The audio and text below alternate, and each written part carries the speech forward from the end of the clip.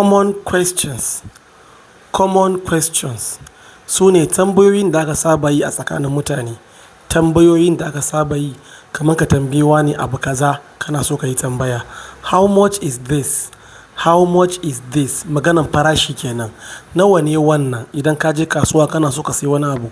How much is this? Nawa ne wannan? Maganan farashi kenan. How old are you? How old are you? Magana ake akan shekaru, kana so ka san shekarun mutum. Ma'ana shekarunka nawa. Haka zalika idan kana so ka tambaye mace shekarunki nawa za ka ce how old are you? Shekarunki nawa. Sai na gaba, how do you know? How do you know? Kana so ka tambaye mutum ta ƙaƙa yayi ya sani. Abin shi ne ta yaya ka sani. Ta yaya ka sani. How do you know? Sai na gaba, how long will it take? How long will it take? Kana tambaya akan tsawon wani lokaci ne abin zai ɗauka. Zuwa wani lokaci zai kai.